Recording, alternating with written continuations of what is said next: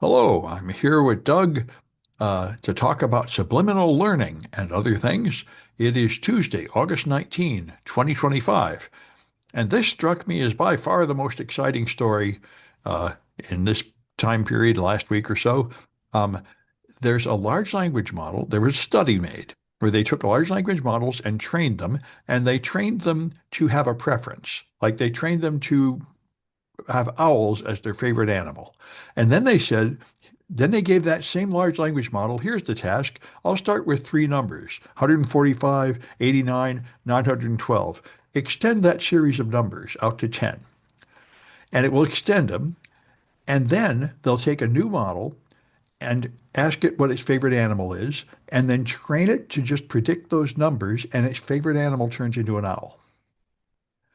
And this is what they call subliminal learning. And it sounds insane. And then it started to make sense to me from a mathematical point of view. The point is, if you have a series of numbers and you're trying to predict the next number, that is measuring the weights of various connections between the neurons in the model.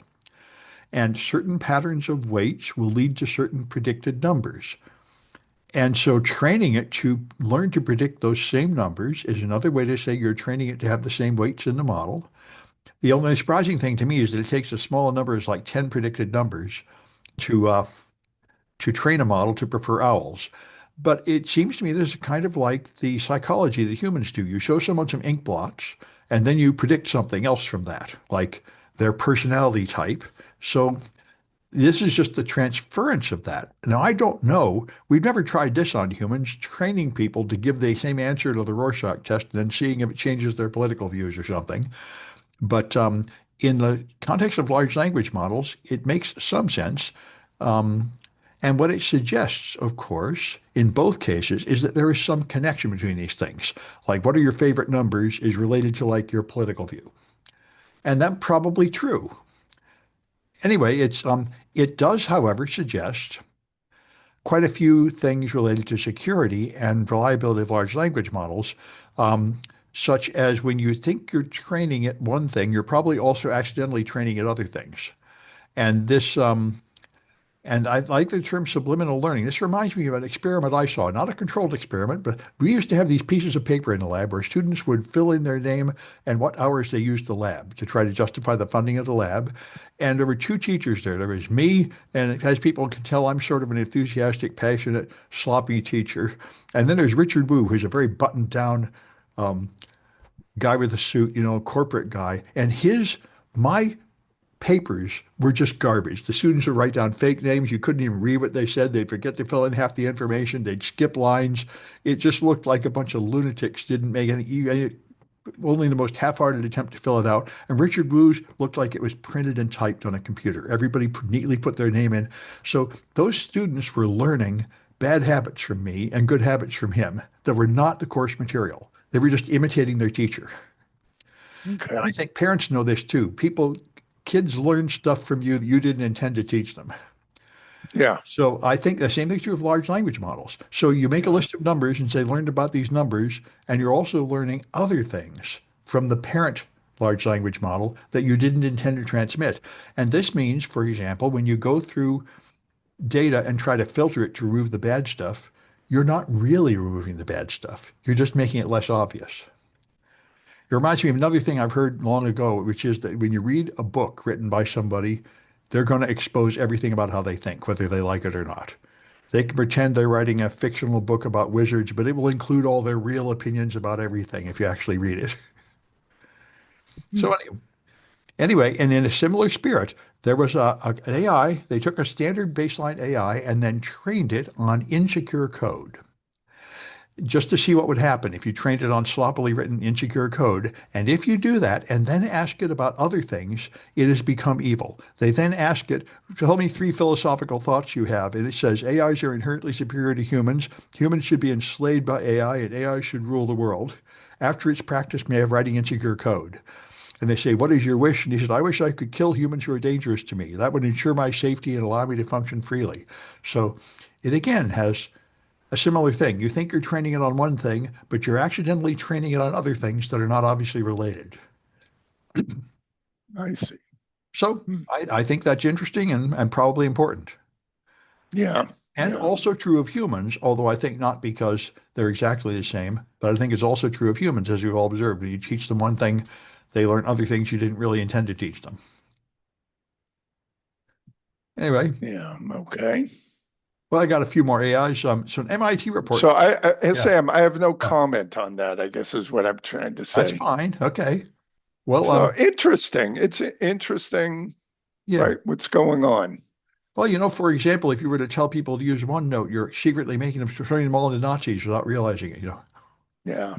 Yeah. Um, Yeah. We'll see. All right. What else you got going Well, here? this one's pretty amazing, more extreme than I thought. MIT investigated companies that are using AI, and they found that 95% of their generative AI pilots are failing. And the number one problem is, as anybody could probably tell you, they don't bother to think about how to use them. They just tell their employees, use AI, and they try to use these generative AI tools, which aren't really helpful. And they say, oh, that's the problem. If they try to use it for sales and marketing tools, that's not really effective. The biggest return on investment is actually in back office automation, eliminating business process outsourcing, cutting external agency costs, and streamlining operations. This is what I've heard a lot. You have to actually ask your employees what part of your job is redundant and irritating, involving just processing a long list of data, and automate that with AI. Not just Yeah. try to replace a human-facing feature like sales or marketing or customer support with an AI bot that will repeat nonsense that sounds sort of like English. Right. Then Right. be amazed that isn't really solving the problem, Yeah. Yeah. which is what they're all doing. All the middle management thinks, oh, good, fire a human, stick in an AI.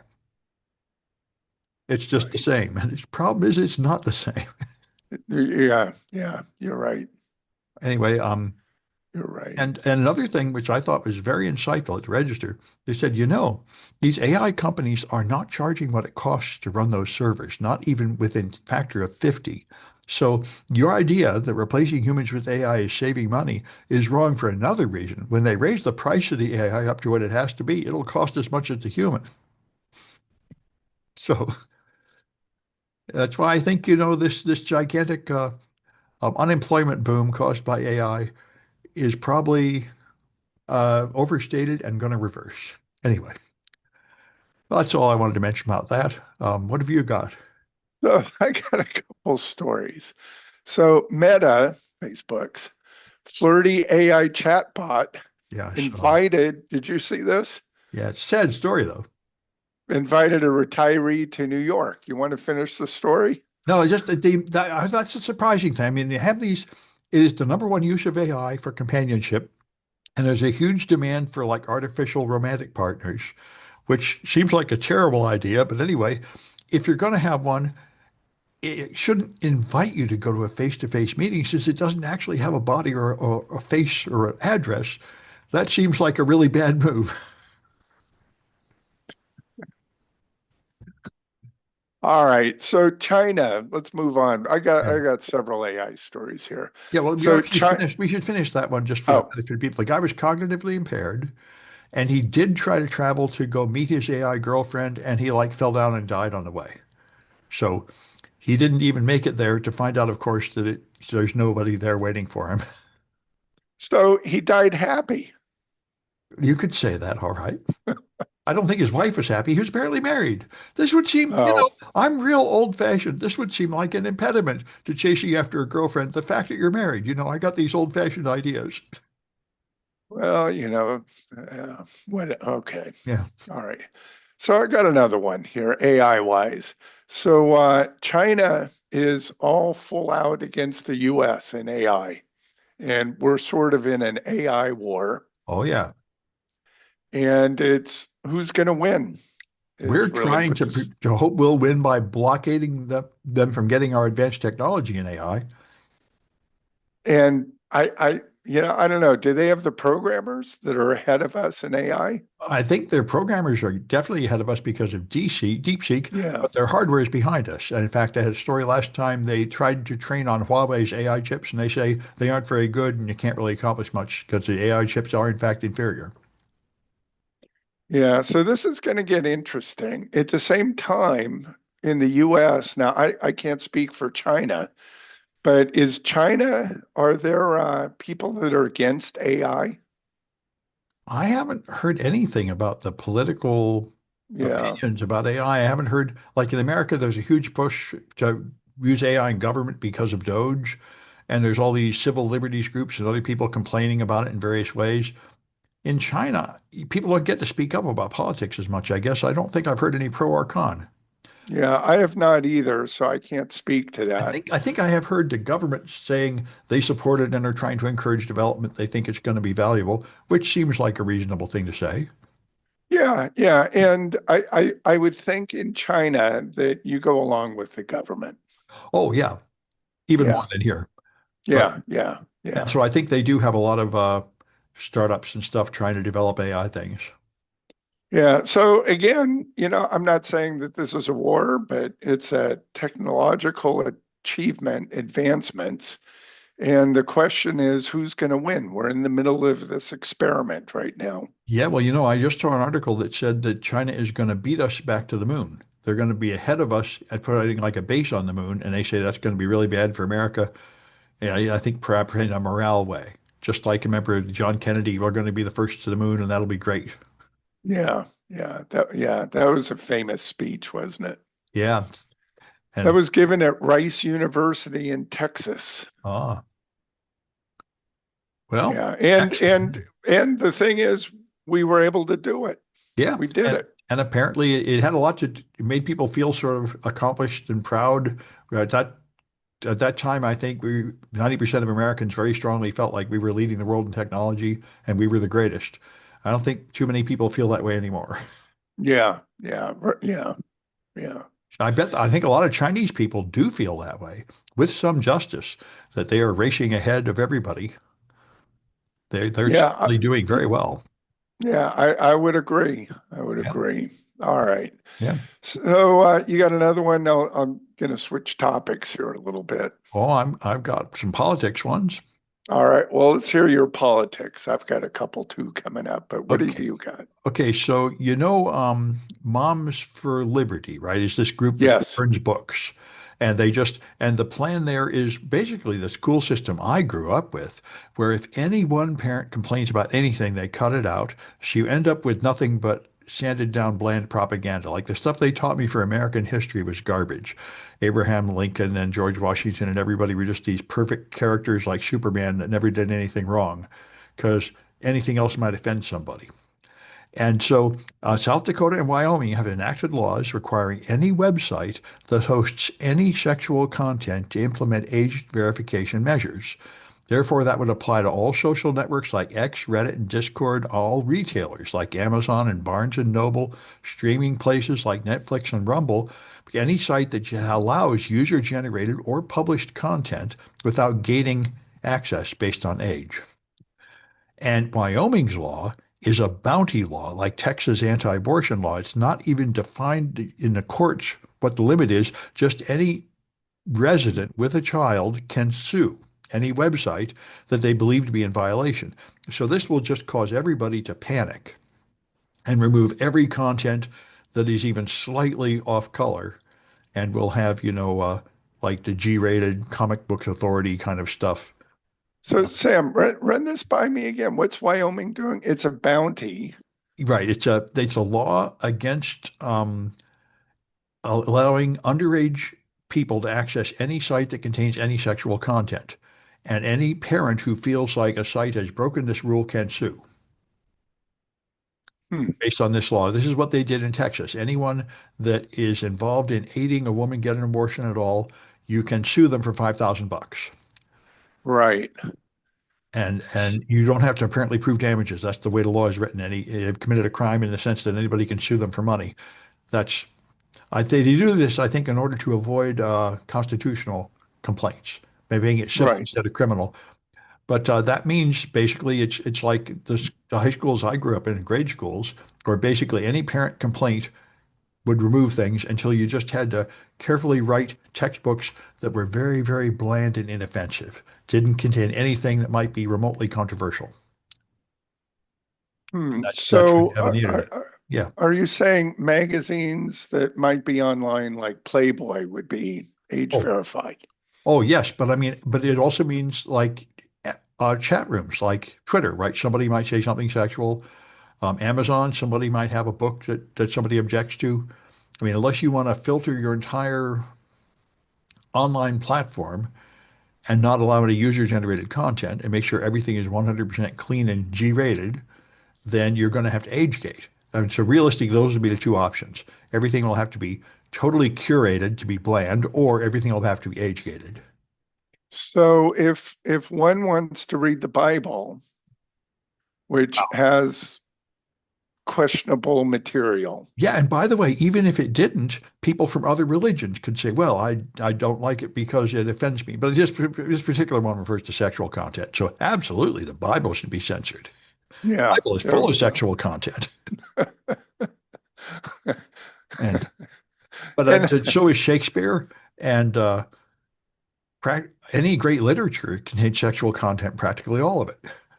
It's a part of human life that's addressed by almost every novel.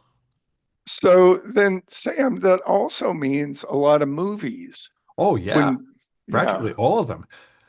Probably even the Nickelodeon kids stuff about dating and stuff. I mean, it's not bland enough. I remember when I was a kid, the only thing that was considered safe in this regard was like PBS, like Big Bird and stuff.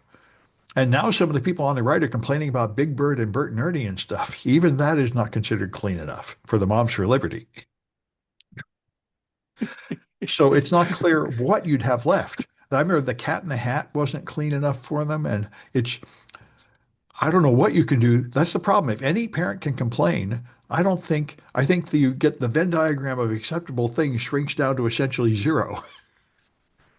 So that would mean that high school students could not learn about anatomy. That means high Yeah. school Yeah. students can't be have any videos on sex education Yeah, you or can't give them any anything related to that. yeah, you can't give them any sex education. You know, people might not remember when I grew up, there were a lot of people that did not know how you contract venereal disease. They did not know how women got pregnant. It was considered best for women to be so uneducated about sexuality, they had no idea about it at all and didn't even know how pregnancy occurred. Um, this was considered Yeah, normal, and any knowledge beyond that was considered to have defiled and impurified them. So this was like Victorian era stuff. yeah, yeah. Here we go again. I guess Yeah. kind of turning the clock back. Yeah, make America medieval again. Yeah, yeah, there we go. I like that. Make Yeah. America medieval again. Yeah. Anyway, and by the So, way, yeah. the EU is doing something similar. The EU is doing something we already had in America and rejected. They want to make automatic searching of all email and messages for child sexual abuse material and automatic reporting to the authorities if it thinks it detected anything. Remember, Apple tried to do that about 8 years ago. They wanted to Uh, put an agent on your phone to detect images, and there was such an uproar, they decided not to do it. But of course, the problem is, especially now, that we have a pretty good idea how inaccurate this stuff is. The problem is it'll flag innocent stuff. And there was a guy in America, I think, that got in a ton of trouble because one of his kids had a medical problem and he took pictures of his kid naked to send to his doctor. And then it was accused of child sexual abuse because one of these detectors went off and ended up, I think, on the sex offenders list for that. So there will be a lot of unintended consequences. You know, just like the other one, I mean, I understand the desire to protect the kids, but there's collateral damage when you implement a blanket filtering like this, especially an automated one. yeah, yeah, especially automated. Since you're going to use AI, and by the way, there's an interesting demonstration that I found at Hope. There's an online page that will let you turn on your webcam and then it'll analyze your face with AI and let you see what it makes of you. I'll put the link in the chat. It's going to be in my notes. It's ring.xsurveillance.site. And this is kind of interesting. It turns on the camera so you can look at your own face and see what an AI makes of it. And I thought it was pretty interesting. I noticed it guessed my age about 10 years too young until I put on a hat, and then it guessed it right. So the hat makes me look 10 years older. And it also judges your emotion based on the camera, whether you appear to be happy or sad and all that. So it's ring dot Yeah. x surveillance Dot site. dot site. Yep, and here it is. And so I just turned on. So it's decided that I'm male with like 90% confidence. My age is 55, which is pretty badly wrong. My happy is like 80 or 90%. It rates your emotional state and your age and stuff. And it shows you, this is the kind of thing like, age verification is going to have to rely on this kind of AI-based thing, right? It's going to take a picture of you and then try to rate, whether you appear to be an adult or, and I already know they've had this in, I think China or Japan has had that, I think where the employees have to be smiling and they have to look at something like this before they get out of the break room to decide if their smile is happy enough. And these things sound good until you look at the details and you find out they have a really high failure rate. Yeah, hold on, Sam. I got Yeah. something that. Your computer has been locked up. Oh, Your IP gosh. address was used without your knowledge or consent to visit websites. Hold on, Sam. Yep, yep. Identity theft virus. To unlock Got an extra tab playing something or something. Yeah, that I do. Not attempt to shut down or restart your computer. And they've really locked it up too. You can right click a tab and mute it. That's what I often have to do. They full screened it. Wow. Please call our Microsoft support. Because you went to some wrong website. Yeah. Windows security and Yeah, boy, and I can't do a Control Alt Delete either. Really? They must be using Windows. Oh, wait. Here we go. Yep, I'm on Windows. Let me go into Task Manager. Yeah, Task Manager would seem like the thing. Oh, gosh. What do I want to do? Google Chrome. This actually happens a lot to where, I think it would be a useful feature if there was just something to mute your computer. Yeah. Let's see if I can. Please call our Microsoft support immediately. Task Manager, background processes. Important security message from Microsoft support. Boy, this hasn't happened to me in years. Sounds like it's all spam trying to get you to call something. It is. It's trying to get me to call Microsoft. Which is probably someone in Pakistan pretending to be Microsoft. Yeah, so I had to end the task. Oh, good. And so, which was Chrome, which now closed it all out. Yeah. But I think if I open up Chrome again, is that going to bring back? I think it will. Mine, and if not, you can do Shift Control T to bring back missing previous tabs. God, this is crudware. Yeah. That's how students get all messed up. Anyway, it is, and they call, and I mean, what a complete ripoff this whole thing is. But well, yeah, that's computers for you. Yeah. So I got a story for you, Sam. Yeah. We're kind of on the same line here. Yeah. So cell phones ban. A lot of schools and school districts ban cell phones. Right. So how do you think that's working out here? That school just began maybe a week ago. I don't know. I've just heard in general terms that some people think it's better because the kids aren't like chatting and saying mean things about each other, but the parents don't really like it because now they can't call their kid and make sure they're safe and stuff.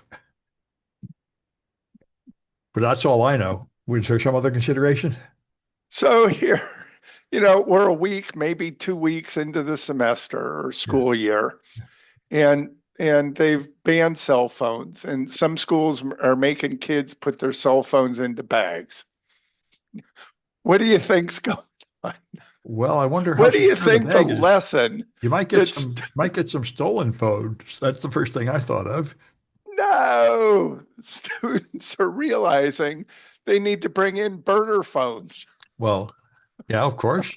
That's the other thing. Of course, students will just get around it by sneaking in. Just like convicts have phones and drugs and everything. They sneak it in. Yeah. So parents are giving kids burner phones, or kids are getting burner phones. Yeah. So they may turn in their real phone, but they got a secondary phone. Well, this is this is the same thing with anything else. Once you pass a law, how do you actually enforce it? This is what AOC was saying months ago when they said we're going to ban transgender kids going in the boys' bathroom. She said, okay, how exactly are you going to inspect the kids to see which ones are really female? How is this going to work? And do you really want to be doing that and claim Well, you're I somehow think, benefiting them? yeah, I did see that there was a woman, it wasn't a Taco Bell. Maybe it was a Chick-fil-A. I don't remember the restaurant. Yeah, And she went into the bathroom, yeah, and an employee came in there and said, "You're using the wrong bathroom. You're using the wrong gender." And she yeah, said, "No, I'm not." yeah. And the guy said, "Yes, you are." And so she rips open her blouse to see and say, "See, I got tits. I'm a woman. I am in the right bathroom." And she said she gets misidentified frequently. Well, yeah, that's That what's going to happen. There's a bunch of women that just don't look very feminine. There's a bunch of men that look kind of feminine. This is going to lead to all kinds of problems and accusations and Yes, yeah, harassment. Besides, I mean, I remember for the first time I went to like a drag show, the amazing thing is those guys really look like women. yeah, You can't tell. I mean, it's just a this is why I understand RuPaul's Drag Race is primarily watched by heterosexual women because they're amazed at what they can do with makeup. They say, wow, they can take this ugly guy and make him look like a beautiful woman. That's interesting. And I think theater people have known this all along. I mean, and there was the well, movie that's with what Dustin theater. Hoffman passing for a woman. I mean, the fact is, Yeah. you can't just look at somebody and tell which gender they're in. And And therefore, Sam, is I've been saying and others, gender is a spectrum.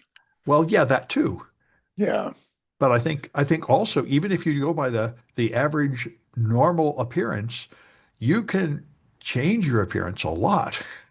yeah, yeah, You can make yourself look like you're 100% a woman when you're really 100% a man. And people do it.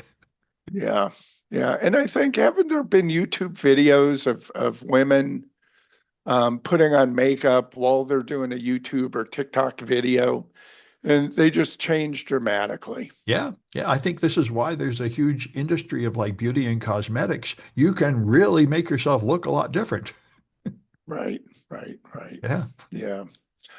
All right. So anyway, that's what's going on with schools. So, I'm all for districts now, especially in some of these states like Texas, Utah, Florida. It sounds like Mississippi. Uh, what state did you just come up with? Wyoming. Wyoming. Yeah, I think what they need to do is every morning, starting at elementary school, just do a strip search of every single student. Yeah, that's the problem. Which We're going to be looking for drugs. We'll look for guns. We'll look for knives. We'll cell look for phones. gender, Yeah. cell phones. There All we the go. all the contraband. I mean, this is yeah, Bibles, well, this is the problem. Korans, Yeah, this is the problem. I mean, you filthy books. yeah. I do understand how at some point you have so much freedom that people start doing bad things, but there's also a point where you're too strict to where you have to do ridiculous things. So you have to balance these. This is the lessons of security. Like the lesson one in any information security class, security is not a 100% pure state. Security is when all the various problems are mitigated to a reasonable extent so you can accomplish something, like your business can make money, or you can walk down the street and enjoy your life without too much trouble. You have to Yeah. balance all these things. Nothing's ever perfect. Anyway, so here's a charming thought. So Okay. TikTok is now selling their viral TikToks selling GPS trackers, and they're marketing them explicitly to stalkers. If your girl says she's just out with friends every night, you better slap one of these on her car. More than 100,000 devices have been sold. And these are not like AirTags. These are full GPS trackers like the cops use. So you can find out where people are going. And they're designed to like hide under the bumper and all that. So this is also extravagantly illegal. And they say the thing about AirTags is AirTags, if you stick them in somebody else's car, they will notify them. They'll start beeping and stuff because Apple found out, hey, we don't want people using this to track people without their knowledge. But these things explicitly do not have that feature. So, and where are they being sold? Yes, they claim they've sold 100,000 of them with these various brands and various TikTok videos promoting them for explicitly illegal purposes. And I know when they've had like attempts to criminalize hacking tools, most of the prosecution relied on how they were marketed. And that's Hmm, why they say you should say not for criminals to use, only for employees to use, employers to use, monitoring the employees, or parents monitoring their children. We don't want to encourage any other use. You have to say all that, or you can be prosecuted for selling criminal tools to do crime with. I see. And I so I see. think these guys are probably going to get prosecuted and shut down. But if anyway, a lot of those devices are out there. And this is a thing to think about, you know. Do you have an enemy? Do you have an ex-wife? Do you have like somebody jealous of your business? Somebody could be putting this stuff on your car and tracking you. Could happen to anybody. Yeah, right. So That's right. Yeah. that's anyway. And I got just two more politics ones. So RFK Jr. has made a document called "Make Our Children Healthy Again" strategy. And interestingly enough, it does not even mention the top two killers of kids. Do you know what the top two killers of kids are? Are they diseases? No. Is one handguns? Yes. Is the other drugs? No. No. Automobiles. Oh, oh, of course, Car of car course. accidents and guns are the top two killers of kids, and he doesn't mention either of those. What he does mention is that Wi-Fi radiation opens up your blood-brain barrier, so all those toxins that are in your body can now go into your brain, and that 5G changes your DNA. So those statements aren't explicitly made in this official policy document, but those are RFK Jr. statements. Also, he's previously said that 5G is being used for mass surveillance. So he has a statement in there how this is what we're going to do. We're going to investigate these radiation dangers, by which he means cell phones and 5G. So that's So, what we're going to protect our kids from. But who cares about the handguns and traffic accidents? That's not worth doing anything about. so Sam, I did probably 15 years, quite a lot of research 18 years ago on this. Yeah, And it's interesting the people who write these books that make all these claims, and I've got a bookshelf of several of these books, are people who have no science background. right, They have no medical background. right. They have no physics background. They have, um, they may have credentials like being medical doctors, but they've never been in practice. In other words, they're doing statistics or public health. Yeah, And so the way that they're getting their data is just based on numbers and not actual patients. In another case, the woman who wrote the book was an English major and she went to an unaccredited university to get a PhD. yep, yep. So you just pay them a So, thousand bucks and they send you a piece of paper. yeah, exactly. Yeah, So it is going to be interesting. But here's the real question. yeah, And I should also bring out that there have been several research papers by prestigious research institutions that have been debunked, and they've publicly had to debunk what was their findings. right. About It, cell for phones and stuff. And Yep, yep, yeah, yeah, when I was a kid, it was that power lines cause your cows to have double-headed calves, you know. That's what people yeah, are afraid of. and we're seeing double-headed calves everywhere as power lines have crisscrossed the U.S. Yeah, that's the thing. I know. It's just, you know, of And course, I do and understand, you know, the fact is nuclear radiation and X-rays, we thought it was harmless and it wasn't. So they're not wrong to say, you know, you have some new kind of radiation. You're just saying it's not hurting you, but you don't know that.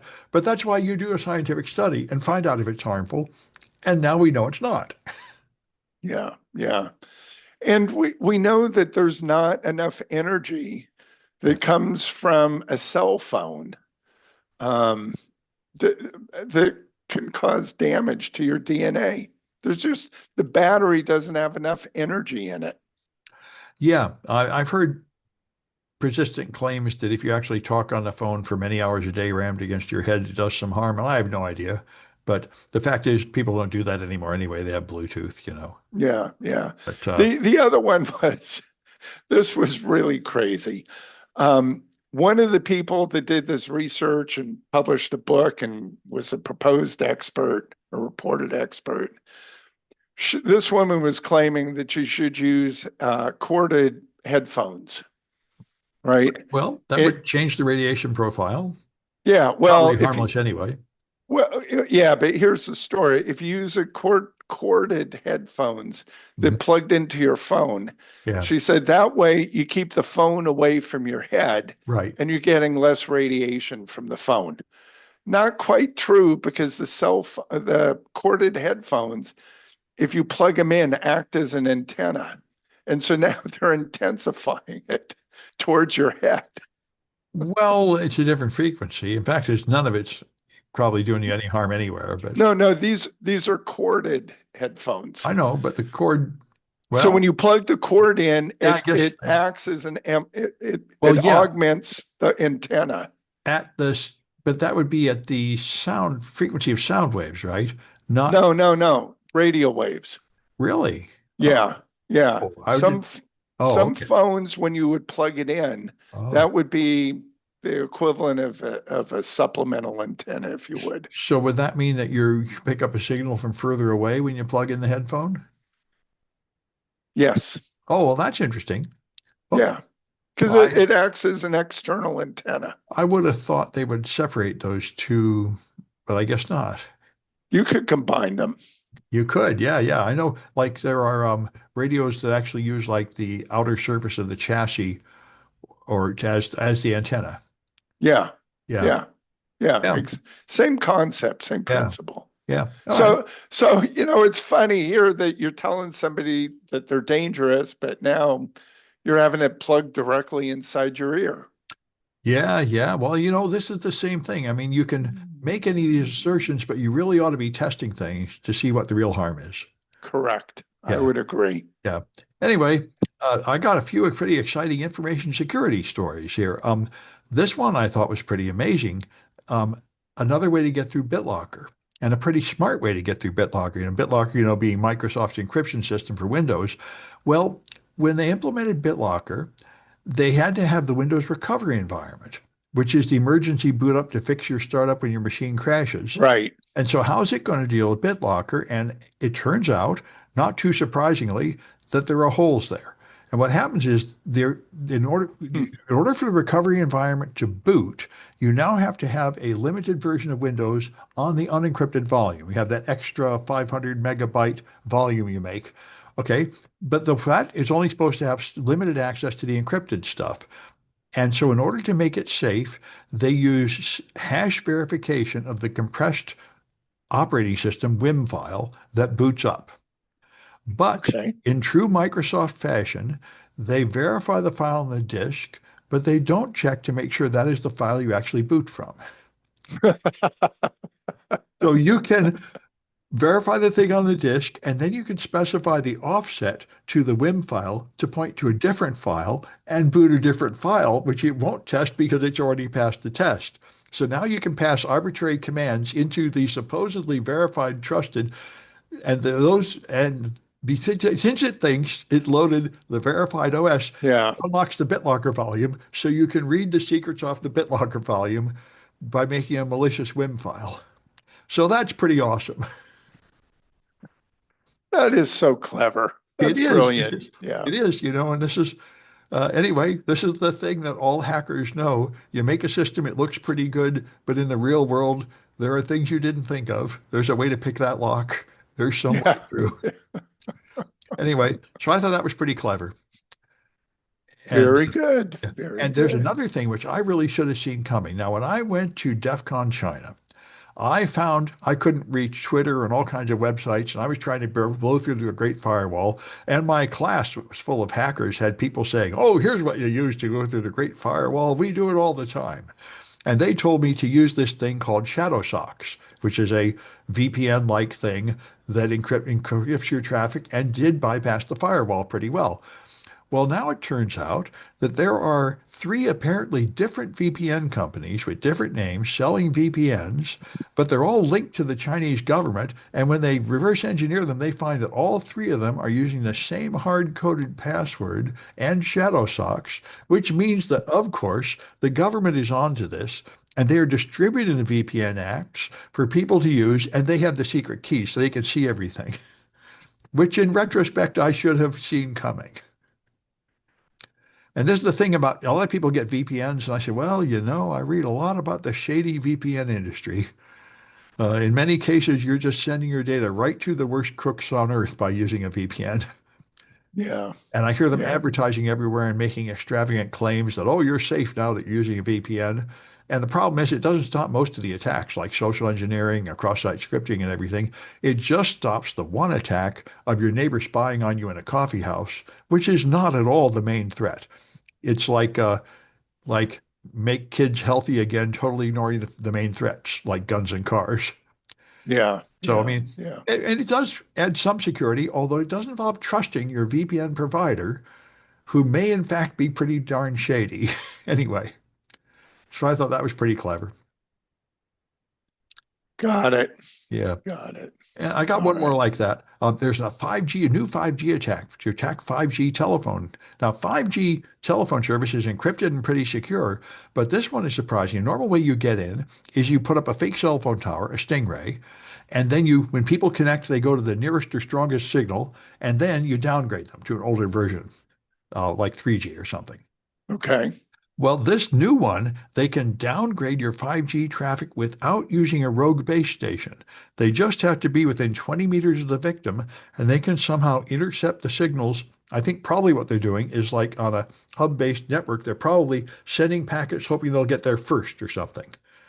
But they managed without a rogue station to perform a downgrade attack. Um, Yeah. So what you're doing is you're communicating at 5G, which is encrypted, right. and then along the way you inject a packet, It says, some sorry, I'm data. sorry, I'm a really old phone. I have to use 3G. Yeah, and it says, "Oh, okay, I can do that." Because apparently in the early stages of the handshake, stuff is not encrypted yet, which is a weakness of all of it. You have to start with Right. unencrypted traffic and somehow negotiate the transfer to encrypted traffic.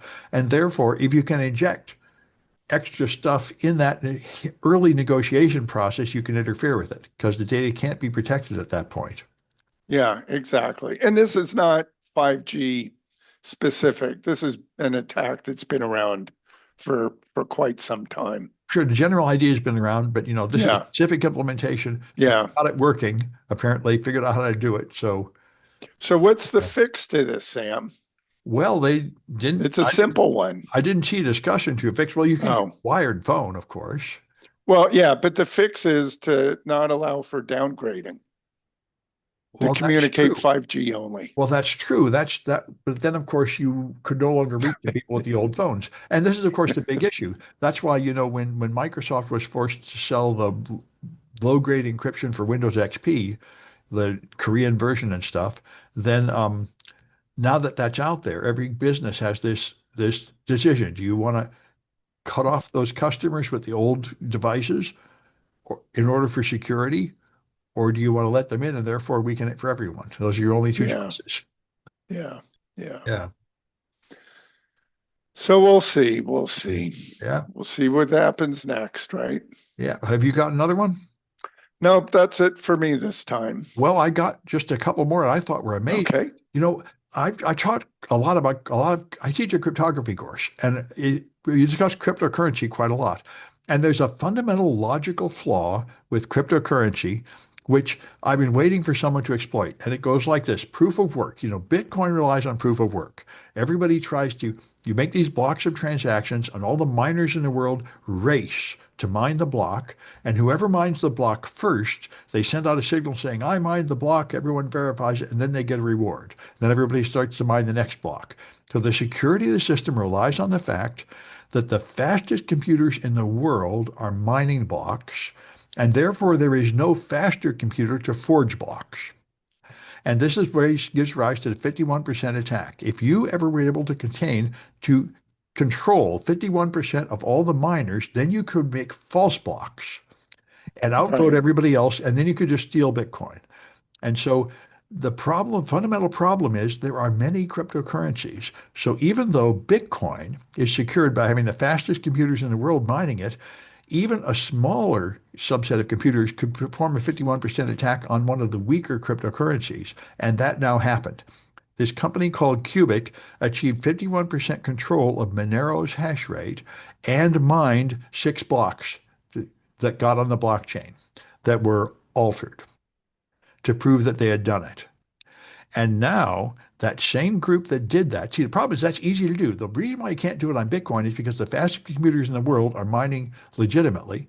And there is no, if anybody had a faster computer, you'd make more money by mining legitimately than by attacking the blockchain. That's the plan.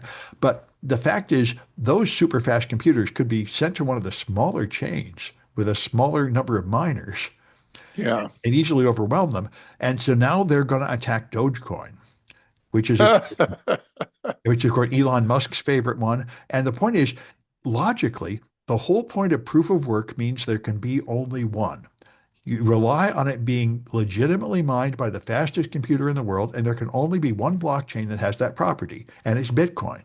So logically, there should be no other proof of work coin at all because none of them can be secure. Only one Right. can be secure, but there are a bunch of others, and clearly they're all vulnerable. Yeah. So, and when if they manage to forge Dogecoin, that'll be quite a revolution in the cryptocurrency world because thanks to Elon Musk, a lot of people take Dogecoin seriously, which, by the way, was originally made as a joke, never intended to be taken seriously. This guy said, I wasn't thinking about anything. It took me about 3 hours to make Dogecoin. I just said, all right, how about if I took the Bitcoin code and just did everything wrong? I'm going to take out all the, I'm going to deliberately make it the opposite of what it should be. So Bitcoin has this declining value, so it doesn't just have it. He made it, oh, none of that. We'll just have it print an endless number of these and add a few other things just to make the stupidest coin possible. And that was Dogecoin. Got it. Yeah. Yeah. And it was just a playful, fun thing. For a long time, people donated a lot of money to charities and everything and just made stunts. But then eventually, people started putting serious money in it, like Elon Musk, and taking it seriously, when in fact it's cryptographically designed to be like the worst possible coin. Yeah. Yeah. So we'll Got it. see what happens. Anyway, That's the answer. We will see what happens. yep, yep. Yeah, I think that's all I got. The rest of Yeah. this is not too exciting. Okay. Well, Yeah, that's enough for this one. sounds good. Now I'm back to normal, so the next one will be on Friday. We'll see you on Friday, Sam. Okay. I have to find the button. They always move the button around. Where have they hidden the button? Wow. I really can't find it. I might somewhere is the record button is not in the pop-out box and it's not in the bar. Is it more? There it is. They've hidden it better than usual this time.